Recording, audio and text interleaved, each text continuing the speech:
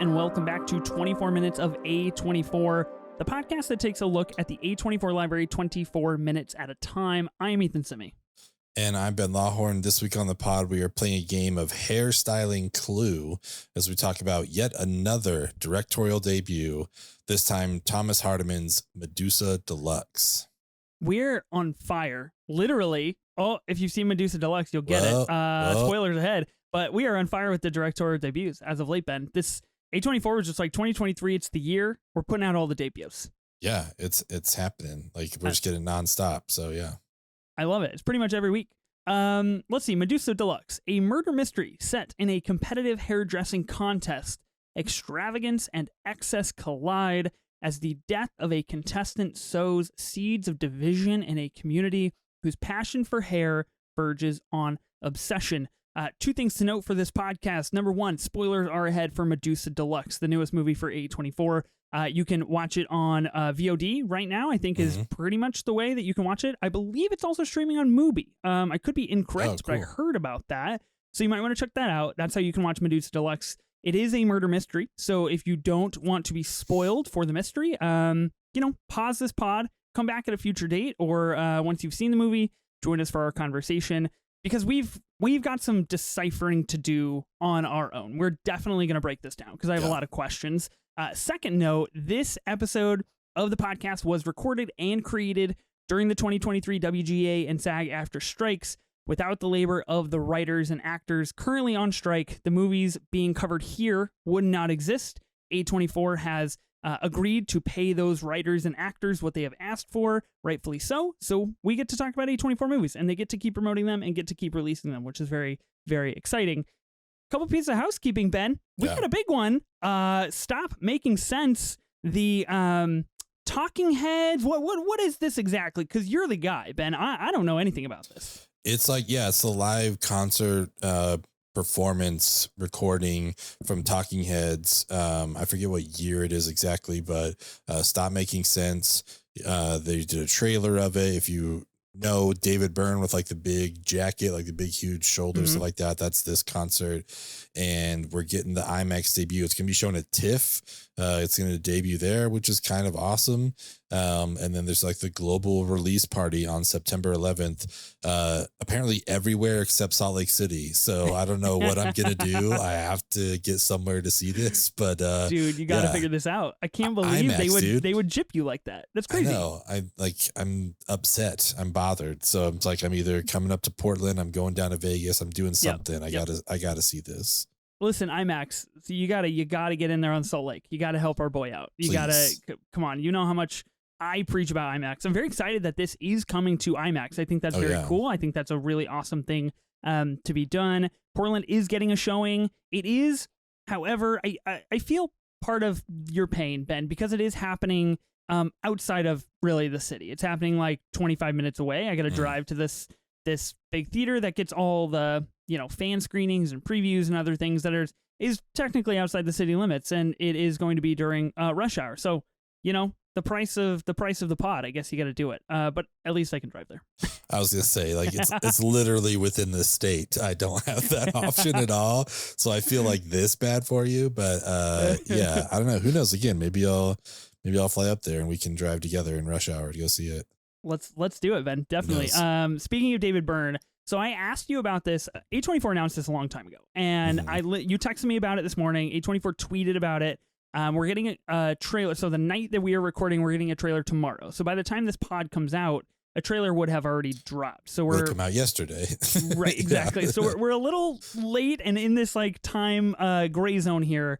But I will say, you suggested to kind of go in blind for me, because I don't really listen to the Talking Heads. I don't really listen to David Byrne. I don't really know that world. So I'm excited to check this out. I will say, however, I'm working my way through The Bear season 2. And there is a David Byrne song that I have added to my favorites on Spotify called Glass, Concrete, and Stone. And I listen to it every day. It's a fucking heater. So I'm excited for this show. I think you're going to love it. Like I saw it recently for the first time within the last couple of years. I love the Talking Heads. I just had never watched this. And I think I wish I could have seen it in obviously in IMAX for the first Yeah. time, because it's like it's going to be. I'm curious afterwards how many songs you'll have recognized. So we'll have Oh to talk yeah. about that. I'm super curious. I can't wait. One other piece of housekeeping, we did get a new trailer for a new A24 movie called All Dirt Roads Taste of Salt. This is about a 2-minute trailer. This movie is out of Sundance. Unfortunately, neither of us got the chance to see it at Sundance. This trailer looks really sad and really depressing and really heartbreaking, and I can't wait. Yeah, it looks. I mean, the thing I was thinking about while I was watching was like, oh, this looks like a very poetic trailer. Like this is very. It's gonna be a wonderful movie. I feel like, I mean, it's a trailer, but like if this is any signs of what the movie's going to be like, it's going to be a pretty powerful movie, and I'm excited to check it out. Absolutely. Big year, another directorial debut. So, yeah, big stuff from A24 this year. So, those are cool things coming down the pipeline. Let's talk about Medusa Deluxe, Ben. This is the newest movie that kind of didn't really get a lot of promotion. It didn't really get a lot of marketing push. I think it, and we've talked about it here on the pod before of like, this is just like A24's style, right? So they'll have Talk to Me, which is on track to become their highest grossing horror movie of all time. And it is absolutely crushing the box office right now. We've already announced the sequel, tons of marketing, tons of word of mouth, bunch of push for this movie. And then a week later, they come out with Medusa Deluxe and they're like, hey, check it out on VOD. And that's all we hear about it. And they maybe tweet about it once, and that's kind of it. It's the duality of A24. I mean, how do you feel about this? Medusa Deluxe aside, I know it's just kind of like a guinea pig, but like, are you okay with this like such heavy juxtaposition in marketing, or do you wish A24 would kind of like streamline everything?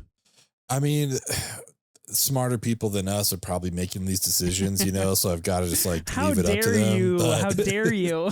I won't lump you into it. Smarter people than me are definitely making these decisions. With Raka Raka in their YouTube following, it kind of makes sense that they would make that push.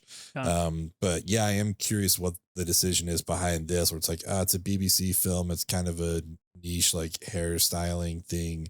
Maybe it doesn't need that big of a push. I don't know. I am curious like what the numbers were for VOD for the rentals and stuff. Cause I mean, not to show my hand, but I had a good time with it, and it would have been really interesting to see in the theater.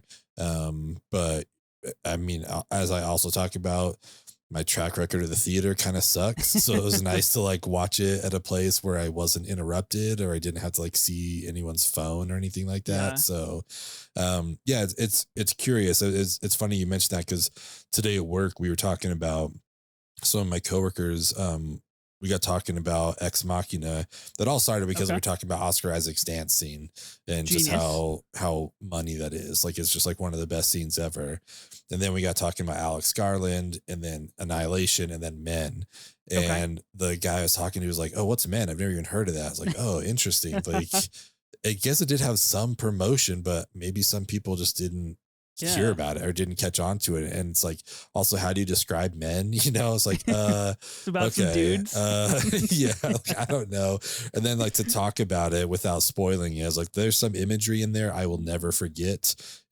It's a provocative movie, but like that's all I want to say about it. But as soon as you say Men, my mind goes to the final 10 minutes. I'm like, that was the most fucked up thing, because when I saw Men, and I'm sure I mentioned it here on the show when we did that show, like I turned to the couple behind me that was watching it, and I was like, I was just gripped so much that I talked to these strangers, and I was like, what did you think of what you just witnessed? Because we are all in this together. I never, ever do that. And I was like, what did you think of that movie? And the guy was like, I thought it was pretty good. And the girl was like, that was not for me. And I was like, wow, this is crazy. So yeah, Men is wild. Speaking of Alex Garland, I did watch Annihilation for the first time last week. Nice. Not an A24 flick, I know.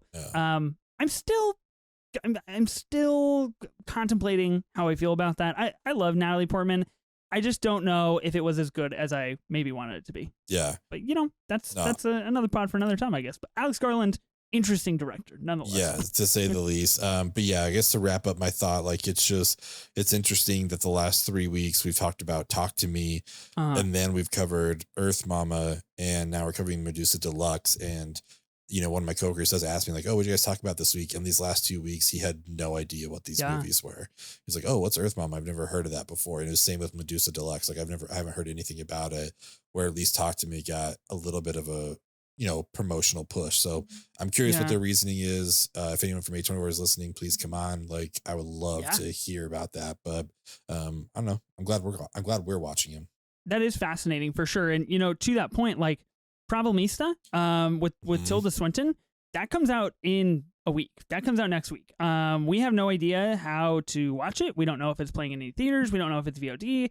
We don't even have it on our podcast schedule because it is so like up in the air. So again, like they have this big duality in their marketing where they do smartly choose which ones they do heavily market so they don't oversaturate that A24 brand.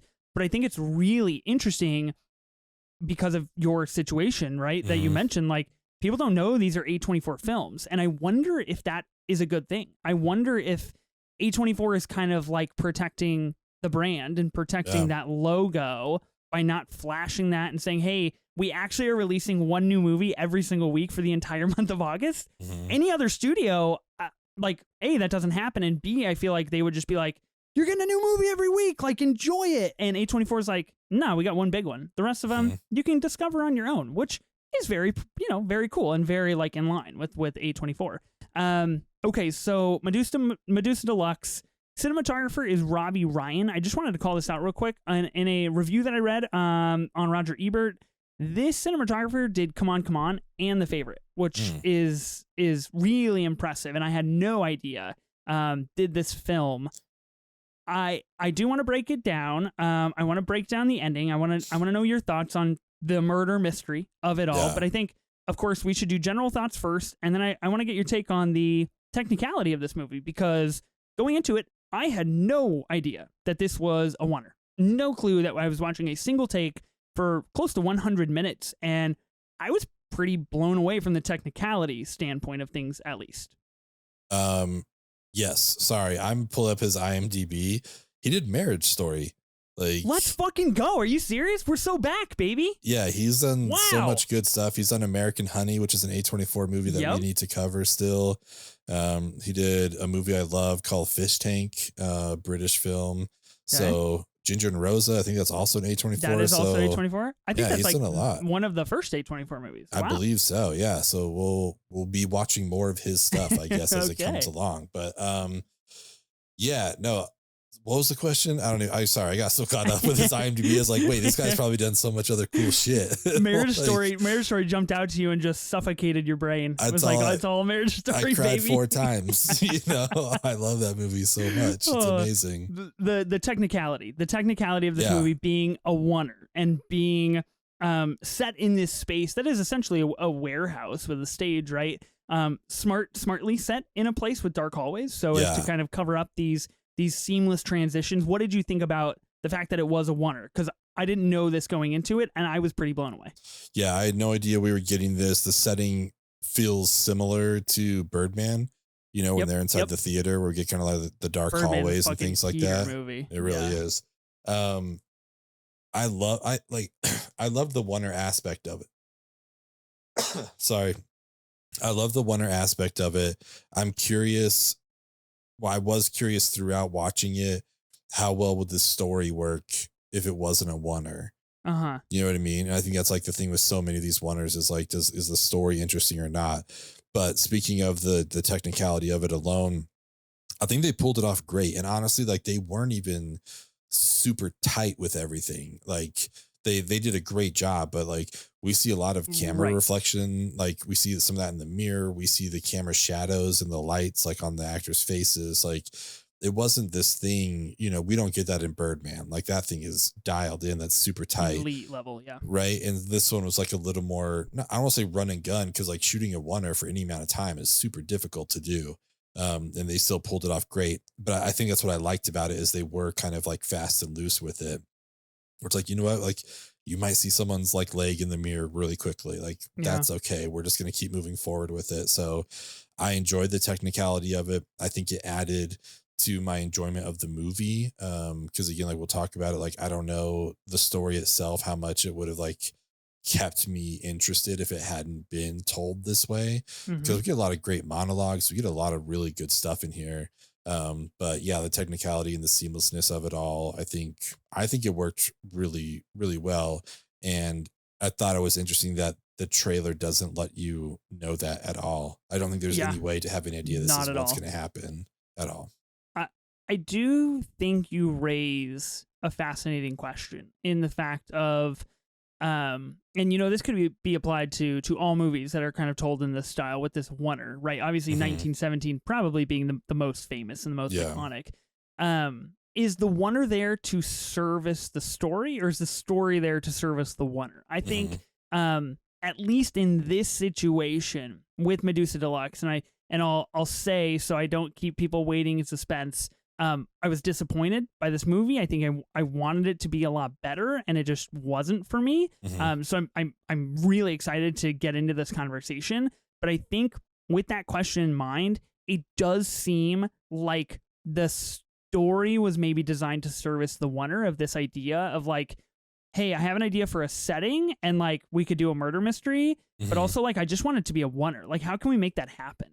And that Yeah. just seems like we maybe built it around that. And I don't know if that always is efficient. I don't know if that always produces something that is like theoretically enveloping and like and Hmm. in the idea space and the theme space of things. I would say technically I agree with you on all fronts. I think it was really impressive to watch, and I think there were a couple of moments where I was like, how did they do that? Like, how did they pull it off? I know we walked down a lot of stairwells a lot of times and like kind of rotate around people, and I was like, that's slick. That looks Yeah. good. Like, very impressive. But then, of course, there were other moments, a lot of mirrors and a lot of reflections and shadows, and a lot of dark hallways and signs where you could be like, okay, that's got it. That's the seam, Hmm. or that's the cut, right? But it is pretty impressive, especially for a directorial debut, and I admire and I respect that aspect of it. The movie as a whole didn't really work for me. Hmm. You mentioned you like it though, Ben. Yeah, I mean, I had a good time with it. I respected the technical side of things and what they were able to accomplish. I thought it was interesting dialogue, I guess, like not that it advanced the story a ton, but like just I don't know, the way these characters were caught up in these scenes and just realizing like, oh, they have to hit their mark every single time. Cause some of these like Yeah. are probably at least 10-minute scenes all at once, and like there's a lot of stuff that's cut in here. We know that, but even that opening dialogue when for me anyway, like I'm very impressed with the story this person is telling, but also coming to the realization like, oh, they're not making any cuts. Like Yeah, totally. is this a oneer? Like what the fuck? Like just like that's Well, and what's you going ask through my yourself head. that for like 15 minutes. You're like, is this a wonder, or are we just getting a really long shot? Like, are we going to break Exactly. eventually, or is this literally going to be the whole movie? Which I think is really an effective way to grab someone initially. Yeah, because I kept waiting for like the title card. I was like, okay, maybe we're doing like a oneer for the cold open. We'll get the title card, and then it'll just be like everything else. That's what I thought was going to happen. But then it just goes. Like we leave the room, like, oh no, this is just a oneer. That's crazy. All right, so I enjoyed it. I thought the performances were fun. I thought like we got a lot of very unique characters. It was cool to see such great costume design and obviously hair Right. styling, but also like it being done for like a behind the scenes thing, like not necessarily being highlighted or really shown off, like we don't really focus on it a ton. We're just kind of like, yeah, well, someone's just doing their hair right now, but we get some great shots, but like not necessarily any like money shots around that, but we get some great close-ups of these people as they're talking. I'm very curious like what lenses they use, because like we have some wide shots, then we get some really tight shots, all Yeah. pretty seamless. I'm like, man, how Get did they pull a this crane off? shot in there that we'll talk about. That Get was a great pretty crane fucking shot. impressive.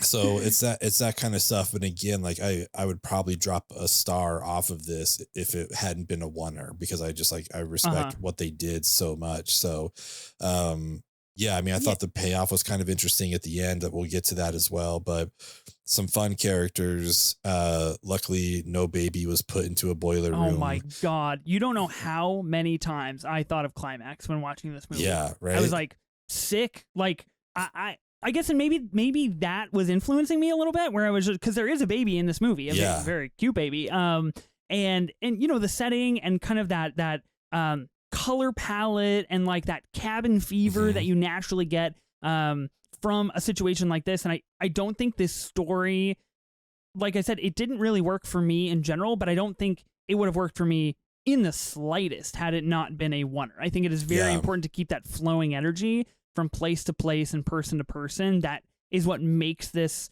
so intriguing and salvages what I think is some pretty like lackluster murder mystery aspects of things. But I thought of climax repeatedly, and I thought something was going to go off the hinges. And I do think that it, you know, you can obviously see that movie in this, right? Like you can see that idea and how to induce that really frantic energy, which did work. Yeah. Yes, I agree with that. I do think it's also interesting that this is technically like a murder mystery, but we're never like with any detectives trying to solve it. You know, like it's just people talking about it. So that was also something I had to adjust my brain around. And I think once I did that, that helped too. It's like, oh, we're just talking to people who are waiting to be interviewed, basically. Like we're hearing their side of this stuff. And it's just like, there's some accusations like, well, I can see why you would do it, you know, like that kind of a thing. But no one is really scared of anyone else. Like, oh, are they going to kill me? Are they going to do that? Like, barring one person who we will talk about. Like there's one individual that people are kind of freaked out about, but also willing to follow around to make sure they don't kill other people. So it's like, you're not that scared of this person. Like you kind of are, but not a ton. So that was an interesting aspect. There's no Benoit Blanc. There's no one that we're with, like trying to solve anything. Right. It's just people who are being held in this place, essentially just like waiting to be interviewed, and then they're going to leave. That's all it is. So it's like, what BS do you guys talk about while you're waiting? That's what this movie is. It's a lot less about really figuring out who does the murdering. And when we do find out, it's interesting how that all plays out as well. So yeah, let's talk about that.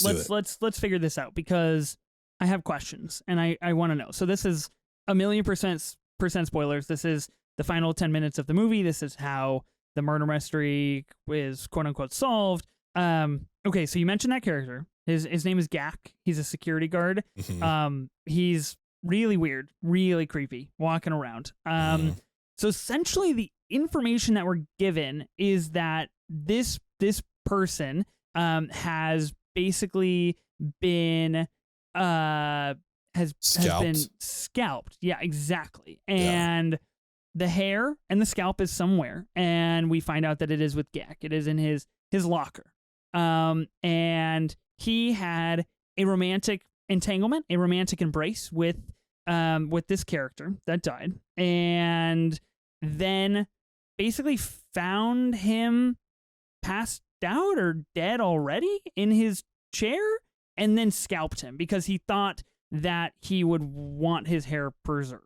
That's the way I understood it. Tell me what you took away, and then maybe we can like backtrack, because like was he already dead? Like what? Because there's a lot of unanswered questions in this. That Gak is just like, I don't know, I don't remember, and it's just like, okay, well, I'd like to know, please. I chalked it up, essentially to what you're saying. Like we see them have this entanglement in the stairwell while he's in the middle of a break of hairstyling someone. He goes back in and then just kind of dies, you know? So I'm like, all right, did he have a heart attack? Like that's kind of what I just attributed it to. Maybe we both missed something, I'm not sure, but it turns out he just kind of died of natural causes, it appears. And then that's how I took it anyway. This is like my understanding of it, you know? It's like it was something like that. And then Gak finds him, and because they spent so much time talking about hair, and he's like, it's an extension of the person, like it's you know, all this, like it helps describe them, and like it's who they are, all this stuff. And then Gak was just like, well, I want a piece of who this person is. I want them with me. They want it preserved. Like I want to take this with me. And then just cuts too deep, essentially, you know? It's like, rather than just like trimming off hair, like cuts, because he looks pretty fucked up too, you know? So like, I don't know what drugs and stuff he was on that night before, because like they were partying. And so I just took it as like, oh, you just got way too deep. And then you freaked out hard, and brother. didn't know what to do. And so you put it in your fucking locker, and then you're just like, all right, I don't know what to do now. So that's how I took it. It's like he just died from natural causes and then just happened to get scalped afterwards. The person who dies is named Mosca. And we do realize in like the final 30, 20-ish minutes that there is this like movement of drugs that is surrounding Mosca and his lover and his boyfriend on Hell. And then someone else, Patricio, comes into the picture. I have questions about Patricio and why maybe this character was introduced at the very, very end. But the way that I took it is that Patricio gave Gak and Mosca drugs or whatever that they were, side hustling and whatever they were selling. And they both took them. And unfortunately, Mosca's body didn't agree. And Gak just got wired out. And they probably definitely had sex like right in the hallway there where they met. Gak mentions this.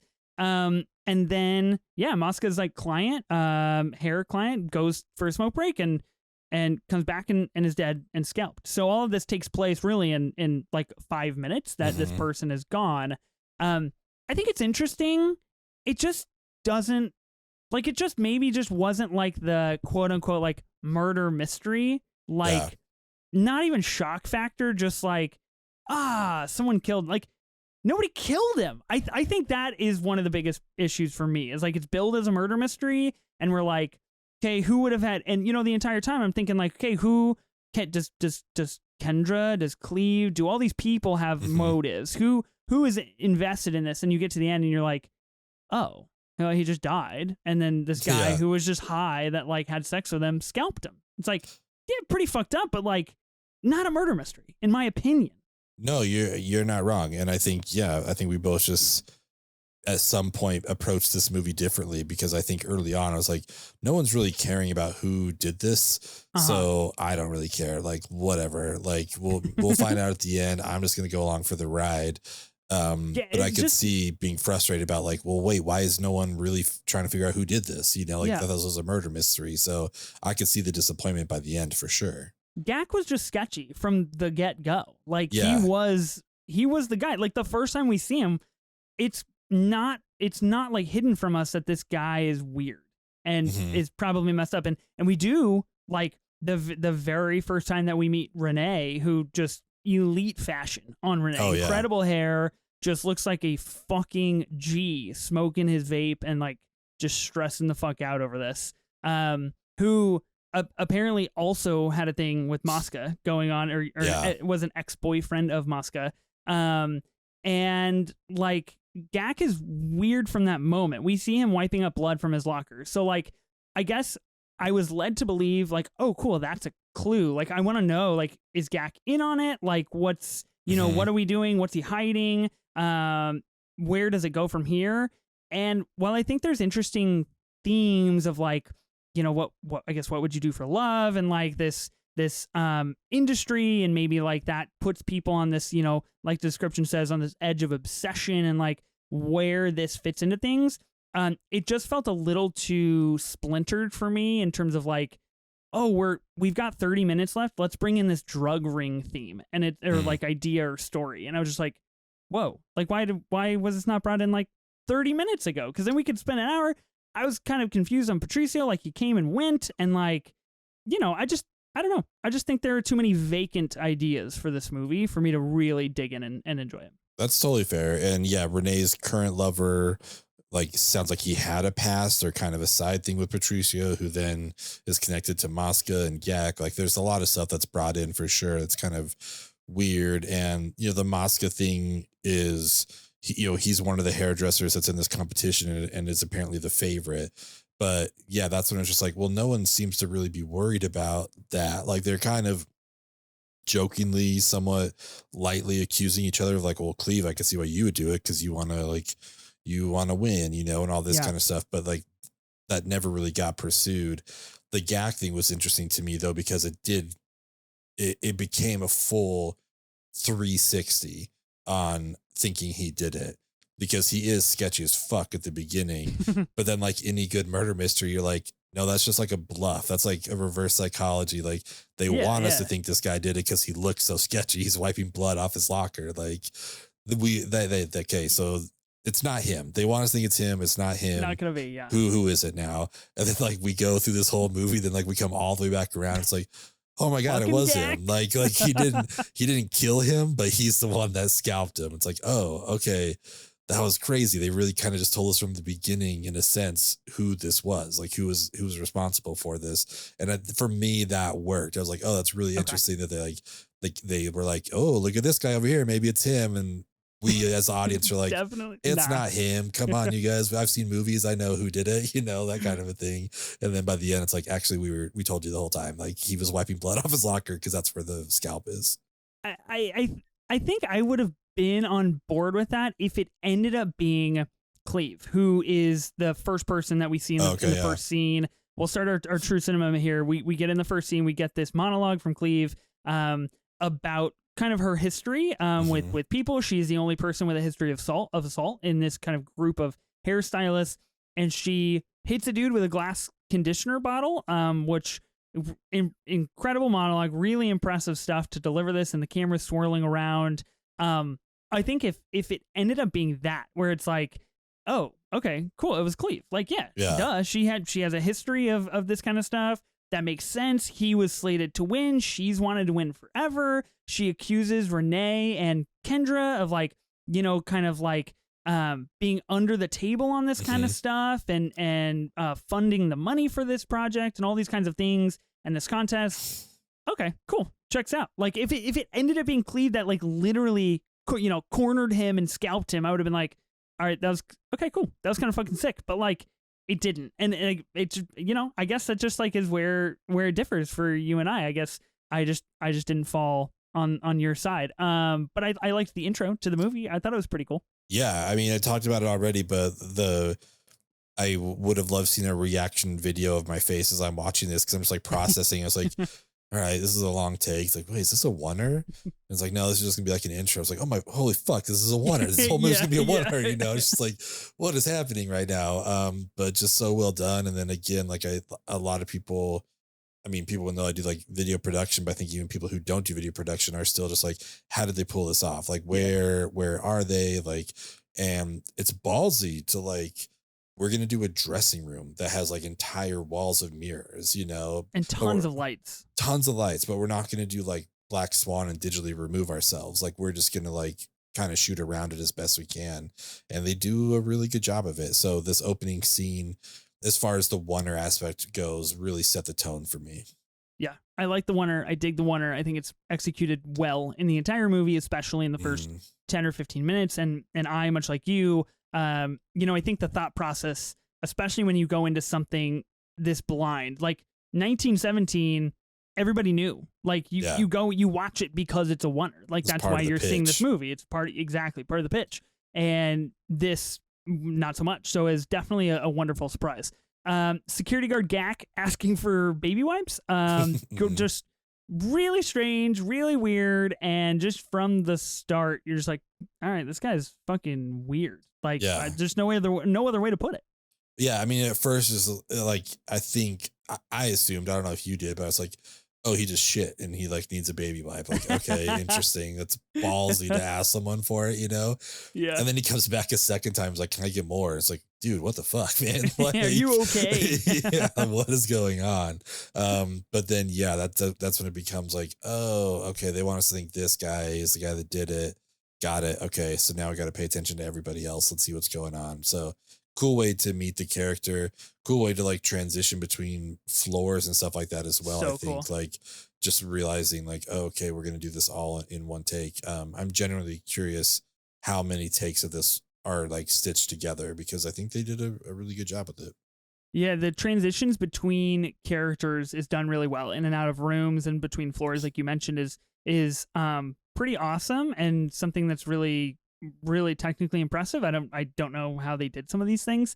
Next one on the list is Renee. So we meet Renee, again, just elite fashion. I wish I had Renee's hair and glasses and I don't know, maybe just whole personality. And he meets Gak and he asks him what his name is, and the guy says Gak, and Renee's like, "That's a weird name."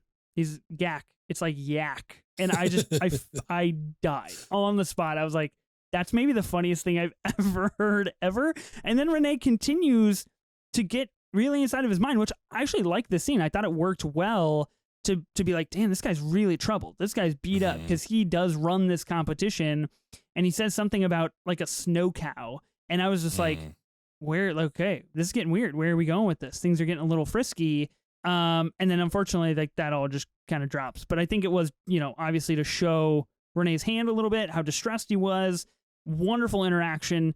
And it does show that Renee was just oblivious to the fact that, like, A, Gak is the weirdest name ever created, and B, like, the guy did it. That's right there. Yeah. It's Gak. I mean, Renee is like going through losing Mosca, and he kind of asks Gak about it, and that's why he leaves. Like, have you ever lost someone that you loved? And that's when Gak gets up and leaves. But I think he's just so caught up in his mourning and stuff that he doesn't see him literally wiping blood off of his locker, or off his hands and stuff like that. It's just like he's so caught up in his emotions, he can't pay attention to anything else. So it was a cool scene for sure. Yeah, definitely. I really did like the visuals of Renee kind of like smoking his vape and having all of that vapor in his face kind of put against a really dark backdrop and a really impressive silhouette. I thought that looked really nice.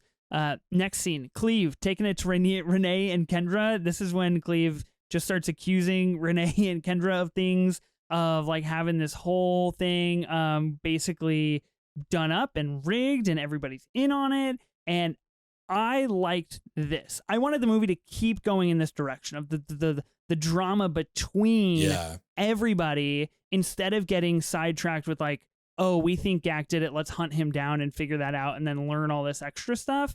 I just wanted to stay with this really intense cutthroat cabin fever drama with Cleve and Renee and Kendra and everybody getting at each other, because I felt like when we were put in those instances, their characters said things and made choices that you were like, oh, that could be a crack, that could be a fault, oh, this could be a reason why they might have done it. And I thought that is when the movie worked best, especially in the scene, which is, for me, that the highest energy scene. We get Cleve like darting across rooms and taking it to people. I like this one a lot. Yeah, tackling Kendra, doing all that kind of stuff like that. This was a great scene. Tresemme, bitch. She's like, I got pepper spray. She goes, Tresemme, bitch. It's Tresemme, bitch. Yeah, there's so much funny stuff. My favorite line of the whole movie is in this. Like, it was initially going to be my true cinema moment here. Okay. When she comes out and yells at Renee and she says, that Pantene Pro V fuck. And I was like, that's such a hilarious insult for this industry, where it's just like the most that's the lowest of the low. Right? It's like, oh, I'm going to call you're like dollar store shampoo. You know what I mean? He's like, you're fucking Pantene Pro V fuck. Like, I thought it was so funny. Like, that's great. That's such a great line, like it's so funny to me. And then, to turn that into like attacking Kendra and stuff. I agree with you. Like, I enjoyed the movie, but I definitely would have loved even more if it became more cabin feverish. Like if everyone just started like accusing each other and doing all like that Climax. kind of stuff. If it was Climax, essentially, that a movie that I really fucking hate, by the way. You do not enjoy Climax whatsoever. I was like, man, if this movie could have been more like Climax, we would have been on the up. I know. As long as that baby lives, it'd be fine. Jeez. But I still maintain that's one of the best horror movies from A24. That movie's fucking nuts. Yeah, I absolutely agree on the underrated aspect. I do think it's an underrated in the A24 library. Here's a scene I wanted to ask you about, because this kind of comes out of nowhere. There's a character named Divine who is religious, of course, as her name might imply. And she kind of shares with Kendra and some other characters her religious aspects and how she's grown closer to God over the last few months. Gak all of a sudden enters a room, gives her a full body hug, and says thank you. And she says thank you for what? And he says thank you for everything. And then he leaves. And then Divine proceeds to go to, I believe, Kendra's room or Cleve's room and basically say like, I respect you as a hairdresser. I think you're great. Like, total 180 from what they might have transpired in the very beginning of the movie, where Cleve basically called her a bitch and said, like, you are bad at your job. What the fuck? Like, what? I don't understand the scene. It feels like it was out of left field. It felt like it had no consequences outside of once the scene ended. I want to get your take. So just before that, she kind of follows him, right? And just like, whatever you've done, it's okay. Like, she kind of gives him tells him about forgiveness and stuff like that. Which I like the lighting in this scene. It was very like from heaven. It was cool. Yeah, exactly. Like, they really keyed up that light. It was very bright on them. And she's like, whatever it is you've done, like, it's okay, all that kind of stuff. So I just took that as him just thanking her for absolving him of, whatever it is some kind he's of feeling penance, so guilty about. Yeah, exactly. So that's how I took it. Okay. I thought it was a really well done scene. But yeah, then for her to take her own advice and then go down and talk to Cleve and handle all that stuff. And then Cleve, like, not believing it, she's like, what is this shit? Like, what are you, like, what are you doing? Are you putting me on right now? Like, that was pretty funny as well. So yeah, I thought this was a very well done scene. Okay, Angie, really the only person we see get their hair done pretty much completely until the very, very end. His character named Angie. She, Cleve finishes her hair, really kind of a passion project or a good way, as Renee states, to kind of like distract and go do something else. She gets her hair all done up, and there's a plastic boat in it. She goes out for a cigarette and catches her hair on fire. And this was intense. Again, like, I guess I just feel like I was getting 1-2 punched. I was like, whoa, things are going to get crazy. And then I guess to a certain extent, depending on how you might have received the movie, it does get crazy, because this is where we're introduced to Patricio, and like we start understanding this whole, triangle and really love conundrum that's going around. But for me, it felt like we elevated for a minute and then we kind of dropped back down. Unfortunately for Angie, probably never going to model again. Tough life. No, yeah, that's once you've burned your face like that. Yeah, that's kind of rough. Again, like, very interesting scene. Is like we meet Patricio here as kind of like a savior of sorts. Like, he saves one person, while you could argue that he, like, whatever he did caused someone else's death in the same time frame within 24 hours. No, but I mean, cool scene. Watching that boat fall and just like crash to the ground was kind of cool. And then this is another moment where it's a really great wonder, where we're following with them down the stairs, just the choreography of all that I think was really well done. So this was like a cool scene for me. So this scene takes us outside for the first time, which I liked. I appreciated it. I was like, okay, we're getting bigger. Like, we're expansive. Things are going to get more interesting here. We see Renee on the phone with Angel trying to figure out where he is. This is where we get the moment. And I will just tell you right now, this is my true cinema moment. So I will reveal a couple of scenes early, but we get this oneer that goes from Renee. We track back with him. We go up on a crane, and like, they PTA'd this shit, like, from Boogie Nights. Like, I don't know how you went from the ground to the crane. Like, you must have a long crane if you're pulling this off. You go up to a crane, and then we kind of turn and we go into a window of a building, and we meet Gak, and then we follow him back down to the building. Absolutely technically impressive and astounding, really seamless. And I liked the kind of change of I guess scenery, change of, height and elevation, and just change of the way we were seeing the entire thing. I thought that was a much needed, like, kind of punch of freshness to the movie, and it worked really well for me, and I liked it a lot. Yeah, it was probably the most impressive technical aspect of the movie. Very cool to see. It reminded me, I think there's a scene kind of somewhat similar in the sense of it being a wonder with a crane in one of the, like, early Bond movies, like not early, but like Daniel Craig Bond movies, like Quantum of Solace or something. But yeah, it's really, really well done. So it kind of reminded me of that, like, oh, we're here walking, and someone got hooked onto a crane and then just got like lifted up to this other floor. It's like, dude, that's nuts to see that. So yeah, that's the most technical cool thing about this movie for sure. Definitely. A few more scenes here. Gak giving answers. This is when he's interrogated, and basically starts to be like, I don't know. And everybody's asking him questions. and saying he's high and he's whacked out of his mind and he doesn't know what's going on. And yeah, I don't know. I was kind of already a little checked out at this point in time, to like be honest with you. I was like, we're not going to learn. Like, look, I know he did it and I know it's in his locker, and we're not going to learn anything really that is new or exciting to me, other than the fact of like Renee trying to deal with his own emotions, which I don't know. I kind of attached to a little bit more, honestly. Yeah, it was still, I think I was still into it at this point too, because we still didn't know who did it, and they believed him, or some of them did anyway, that he didn't do it. So then it's like, okay, so then like, who is it? Because we don't really have any like real suspects here at all. And we're within 15 minutes of this movie ending. It's just like, all right, so what happened?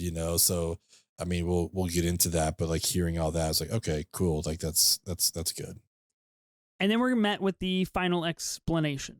What is this? This is we follow Angel basically up a set of stairs and like through a hallway, and then we get to a moment in time where like he changes and like puts on a sweater, and then all of a sudden we are at the show. We are there. So I took this to be like a live version of like what transpired, of this is what happened, because we do kind of tote with Gak a little bit at the end there, of like when he's telling his story to, the interviewers or the police or CSI or whoever, then we see kind of his actions of these things. So I just took that as like, this is what it was.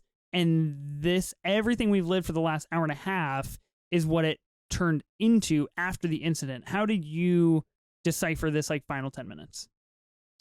Yeah, it felt like a weird mix of flashback and flash forward, because we go to the event that presumably happened later. They didn't hold it right after someone got killed, so this is, he talked about Angel talked about like going back to Colombia with their son, and then the son's not there, and it's like, oh yeah, I left him with my mom. So it's like, okay, so this must be a little while later. Okay, yeah, I had quite a ways in time. That's how I took it, yeah, and then I came back, but then we also get again like kind of the flashback of everything happening with Gak and Mosca kind of at the same time, just like tying everything together. So it felt like just really. It was Tenet, don't think about it. Just feel it, feel it. You just gotta, don't think about it, man. I respect that. You pulled me and you said Tenet, and I was like, okay, I'm on board. All right, I get that. And then you filled out our notes before this pod. You helped me out, and you wrote down that there was a dance scene during the credits. I had turned the movie off before that, and I read our notes, and I was like, oh shit, there's a dance scene during the credits. So I flipped it back on, and lo and behold, there is a dance scene during the credits. This dance scene fucking rips, and I think it's one of the best parts of the movie, which is kind of sad in my state of being here. Yeah, it's a bummer. I mean, this is my true cinema moment, because I had such a good time with it, and I was like, we talked about it earlier, but I was like, man, has this made the Rushmore of A24 dance scenes with like Oscar Isaac, with After Yang? You know what I mean? Like, I'm curious what that fourth spot is, but like this, I think. After Sun. Oh yeah, for sure, 100%. Like that's a solid foursome right there of like A24 dance scenes, like. That's the Rushmore. If you're listening to this and you have other nominations, let us know. But I think this would be a good thing for us to find out, like, what's the best dance scene in A24 movies. But for me, this one makes my Rushmore. It's like, damn, this is fucking awesome. They're like just all of them dancing together. Renee can't really keep rhythm, and he's going the wrong way like Not the whole time. It's like, this guy time. cannot really keep a beat at all, but he's doing it. He's committed, So I love it. He had one of the coolest dance moves when they're basically going from like side to side in this big group. He pretends he's on the phone, and then he checks his watch, and then he makes like this emote where he just has no idea like what's happening, and then he just like repeats that 7 times. And I was like, oh, he 1,000,000% just made this up on his own. Like he was just like, what's the weirdest thing I can do? And that was it. Yep, that's exactly what it was. And I loved it. So yeah, this is my true cinema. That's good. I appreciate that. Both of our true cinemas involve Renee, which I think, for better or worse, was the best part of the movie for me. Yeah. I don't think the movie really worked for me, unfortunately. I have it pretty low on my 2023 rankings and my A24 rankings, like out of their library so far. But yeah, maybe it'll grow on me. Maybe I'll watch it again in the future. Who knows? But I am excited for what this director is going to do next, because I think that he has some really exciting, way that he sees things. Mhm. And yeah, Thomas Hardiman. I'm excited to see what comes next for him. Okay, you want to do A1X? Are you ready Let's for do this? it. Yeah. Okay, we've got murder mystery movies. Of course, this is billed as a murder mystery, even though I vehemently disagree. I don't really think it was a murder mystery. So we got Medusa Deluxe. We've got Rear Window, Clue, Knives Out, Glass Onion, Murder on the Orient Express, Charade, L.A. Confidential, Girl with the Dragon Tattoo, A Simple Favor, The Third Man, Memento. Oh yeah, Memento. That's wow, banger list edition there. Mystic River, The Nice Guys, and Gone Girl. That's on our short list here. That's some good. Those are some good ones, dude. I feel like I don't know. I gotta pick like an A, one A, B, and C here. Yeah. I don't blame you. There's a lot of good options here. I'm going off script, man. Going off the list here. Every time. I left it off on purpose because it's I'm over 100 my episodes in with you, and I every time I'm just like, what can he pull next? Silly. I'll tell you, it's one of my favorite movies of all time. And it's a little movie called Scream, which is great choice. Right? Like I saw it on some list. I'm like, oh fuck yeah, that is a murder mystery, isn't it? Like we're trying to figure out who Ghostface is the whole time. Like I never think about those movies like that, but yeah, it's exactly what it is. So yeah, Scream is gonna get my vote for murder mystery A1 act. Gosh, that's impressive. That's really good. I'm jealous. It's a good one. What did you think of Scream 6? You've seen Scream 6, the newest one. I mean, I'm also just trying to vamp because I'm trying to be as cool as you and pull something off the list. You're good. It was weird to not have Neve Campbell, like because she's been the mainstay through all this. So for her to not be there was kind of strange. But they had some really interesting sequences there. The ladder on the alleyway was kind of fun. I don't know. I enjoy these movies. The first one is obviously the best, but I think there's something that's good about everything that's come since then. And these are all, again, like they're all kind of murder mysteries, and there's some definitely unbelievable stuff in 6. Like you get stabbed 300 times by 2 people and you still live. Like I don't understand how that works, but whatever, I guess it does. Yeah, I'm with you. I actually had a really good time with Scream 6, and it's one of my more enjoyable movies of 2023. But I'm with you. The stabbing. Nice. That was a one step too far. I want to give a shout out for Bad Times at the El Royale. I think that movie is definitely slept on. John Hamm, Dakota Johnson, Jeff Bridges, and Hemsworth. And Thor. Really good stuff in that movie. Out of this list, because I like to stick to the rules and go with the things that are on the list. Yeah, I mean, I love Memento. I love Gone Girl. Ben Affleck stan over here. I think Gone Girl has one of the I don't know. I just think Gone Girl is really, really good. But then you get into this pickle where like Knives Out has kind of reestablished what the modern day murder mystery can be. Yeah. I think especially with Daniel Craig, and I think Glass Onion did a really good job elevating that and taking it to another level. So yeah, I don't know. Like I said, I think I got to pick a 1A, B, and C. I'm going to go with 1A is Memento, 1B is The Nice Guys, and 1C is Rear Window. And I'm going to get roasted alive for putting Rear Window at the bottom of that list, but that's how I feel right now, By me, yeah. Hey, I am taking an Alfred Hitchcock class in school right now. Rear Window, first movie we got to watch. And I was like, yo, it's the one that I've seen. Let's go. That's a fantastic movie. I love that movie. That is good. But, I couldn't not show respect to The Nice Guys. I think Ryan Gosling needs to be in a straight comedy again. I know you don't like Russell Crowe, but you got to give credit where it's due for The Nice Guys. This is one of the few movies I like him in. Oh, thank goodness. Okay, good. Glad you see the light on this one.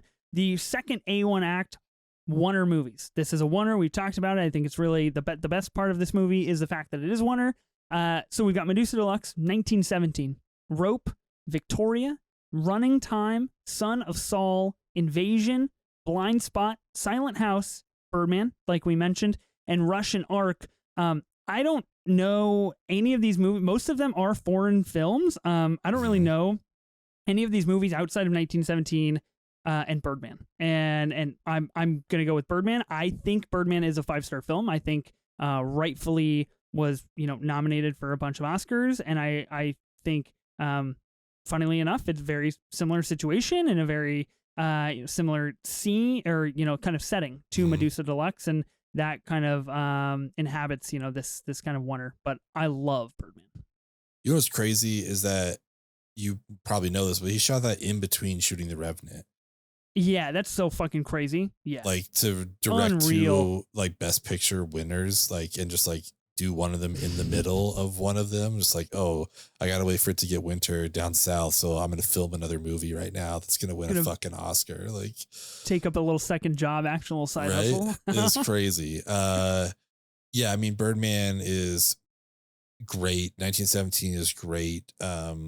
You have your Hitchcock class, so I think I'm going to shout out Rope because I think that's just like a really well done movie, especially for the time. The way that like there are no seamless transitions in there. Like it's very obvious when they make the cuts. It is not that kind of a film, but to still pull that off, I think was very interesting. And it's honestly something that Hitchcock even said later on. He's like, I wouldn't do it again. Like there's no, like, it was fine, but it's just like, it was kind of gimmicky, whatever. What I am going to shout out that is off list is a movie. Have you seen Atonement? No, with but Keira Knightley and James McAvoy and Saoirse Ronan. No, I've definitely heard of it though, but I have no idea what it's about. Great movie. There's done on the Ronan pronouncement, by the way. I'm not even gonna try to replicate. No, I love it. It's one of my favorite names to say.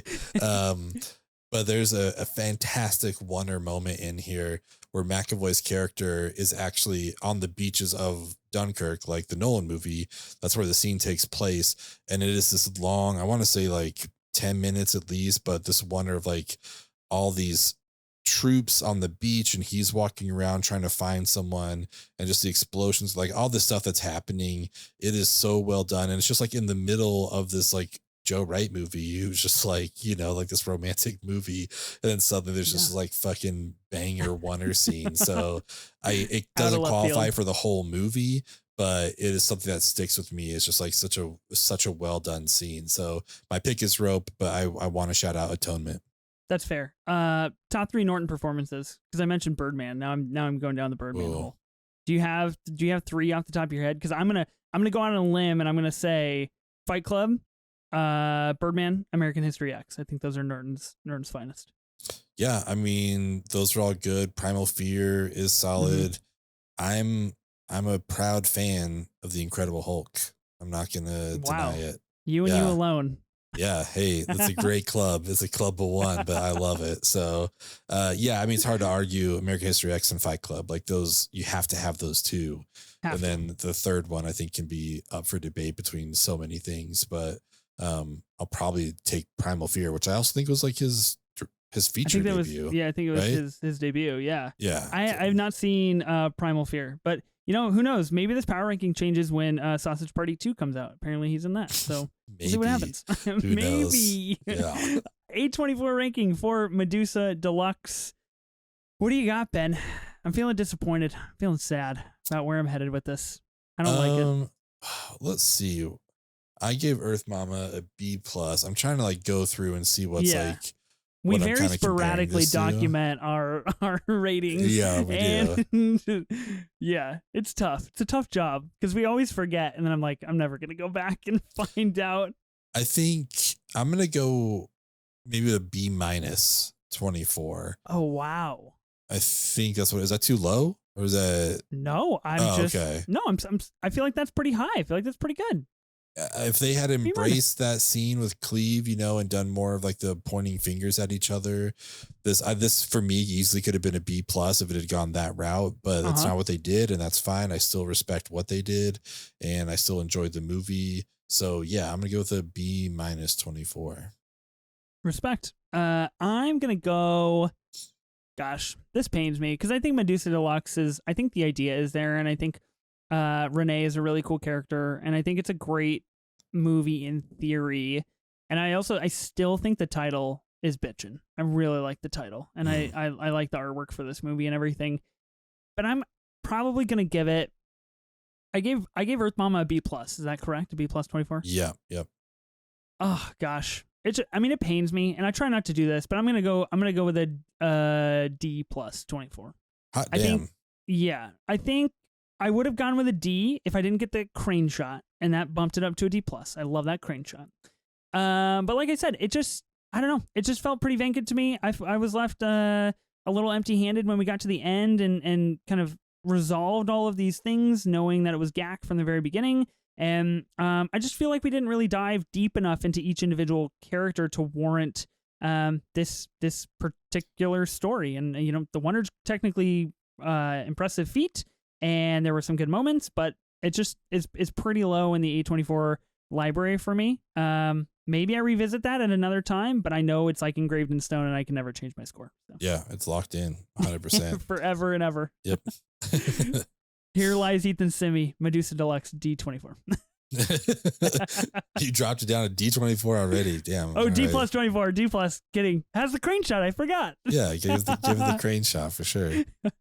Yes. Okay. Exciting. That's Medusa Deluxe. A movie that I was excited for and disappointed by, and a movie that you were excited for and panned out. So I'm really happy for you, and I'm a little jealous, but that's super cool.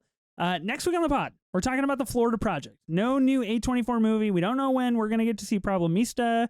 We'll kind of move the schedule around as we find out. But the Florida Project was requested in a comment on YouTube, so we're going to cover that. So if you want us to cover anything, you can always comment on YouTube or on Twitter. You can add us or DM us or anything you want to do to get our attention. Send up the A24 bat signal. We'll get the call and we'll cover it here on the pod. But yeah, we're going to do the Florida Project, something we've been wanting to do for a while and is requested. And we will have a special guest on the show. Never before been on the pod, avid listener of the pod. And so that's pretty exciting. I think it'll be a great episode. Stick around for that. Yeah, I'm super excited to finally see that. Me too. First time watch for both of us. First time, yeah. Woohoo! That's exciting. Yeah, it's gonna be cool. And Green Goblin, I mean, I'm already on board. Love to see it. Be good. It's Willem already Dafoe, we're gonna do a Willem Dafoe power rankings. Yeah, it's already at least at a C24. You know what? Okay, get rid of Primal Fear, 25th Hour. That's like one of the best Edward Norton performances. Getting it in the 25th hour. Gotta get it in here right at the end. The Spike Lee joint with Edward Norton, Philip Seymour Hoffman, Barry Pepper, Rosario Dawson, Brian fucking Cox. Fuck off. I mean, come on, and Anna Paquin. Like, it's a great movie. 25th Hour. That's what I'm locking in for my third. But what a cast. I've literally never even seen that movie. That's insane. Wow. Dude, yeah. Add it to your extended queue. But I love this movie. It's so good. Yeah. Tell us what your thoughts were on Medusa Deluxe. If you guys did it on VOD, if you checked it out, at least for one of us, it's a recommend. There's a very good dance scene, to say the very least. So let us know what you thought about the movie. At the very end of the film. At the very end, to reward you, like Ethan Simi, for sitting through it. And I like that you even missed it though the first time. Like, this probably would have been like a D24 if you hadn't got to see that dance scene. Like, that would have been dropped down. Honestly, it took a lot for me to be like, you know what? I'm gonna go back to Voodoo. I'm gonna click on resume. I'm gonna scrub the movie back to where I was and find this dance scene. That sounds like a lot of effort now, even just saying it. It was worth it. It was worth it. It was worth it. It was. Yes. Don't get me wrong. It was a great dance scene. Yeah, it was good. So let us know what you guys thought about the dance scene. Let us know what you thought about this episode.